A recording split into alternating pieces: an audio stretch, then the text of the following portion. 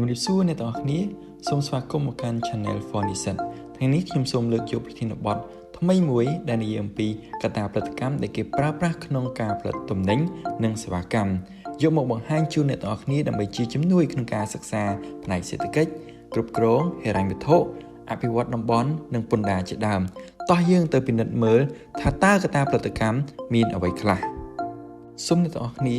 ជួយចុច Subscribe និងដាក់សញ្ញាកណ្ដឹងដើម្បីទទួលបានចំណេះដឹងថ្មីៗបន្ថែមទៀតសូមអរគុណធនធានដែលគេប្រើប្រាស់សម្រាប់ផលិតទំនិញនិងសេវាកម្មត្រូវបានគេហៅថាកត្តាផលិតកម្មតើកត្តាផលិតកម្មឬធនធានសម្រាប់ផលិតទំនិញនិងសេវាកម្មមានអ្វីខ្លះ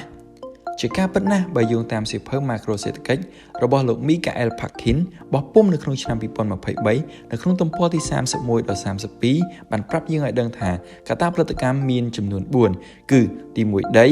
ទី2ពលកម្មទី3មូលធននិងទី4សហគ្រិនភាពខ្ញុំសូមបញ្ជាក់ផងដែរថាមានសៀវភៅមួយចំនួនផ្សេងទៀតក៏បានលើកយកកត្តាបច្ចេកវិទ្យាថាជាកត្តាផលិតកម្មផងដែរឬជាធនធានផងដែរប៉ុន្តែនៅក្នុងផ្នែកនេះខ្ញុំសូមលើកយកតែ4ចំណុចនេះមកពិភាក្សាពាក្យថាដីឬធនធានដីសំដៅលើធនធានធម្មជាតិទាំងនៅលើដីនិងក្នុងដីនៅផ្នែកខាងលើដីមានដូចជាព្រៃភ្នំដីដែលមានជីជាតិសម្រាប់ធ្វើកសិកម្មដាំដុះចិញ្ចឹមសត្វចំណែកឯធនធាននៅខាងក្រោមដីវិញមានដូចជារ៉ែប្រេងត្បូងជាដើមដែលគេប្រើប្រាស់សម្រាប់ផលិតទំនិញឬសេវាកម្មចំណែកឯពលកម្មសំដៅទៅលើពេលវេលានិងការខិតខំប្រឹងប្រែងរបស់មនុស្សក្នុងការផលិតទំនិញឬសេវាកម្មផ្សេងៗពលកម្មចែកចេញជា2គឺពលកម្មប្រើប្រាស់កម្លាំងកាយនិងបញ្ញា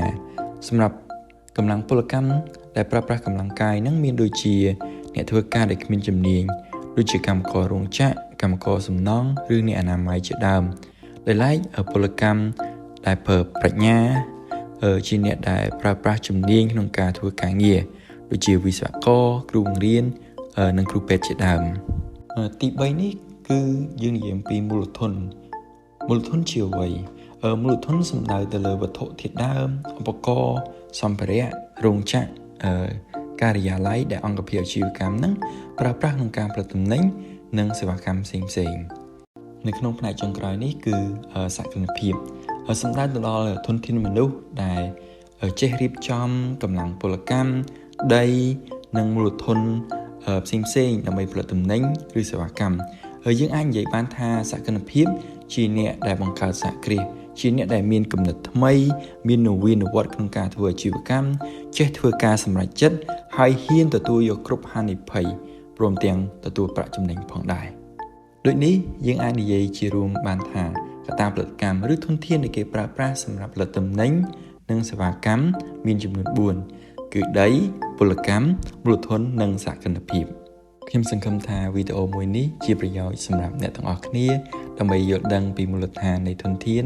ឬកត្តាផលិតកម្មក្នុងវិស័យសេដ្ឋកិច្ចសូមអរគុណអ្នកទាំងអស់គ្នាជួបគ្នាសម្រាប់វីដេអូក្រោយៗទៀត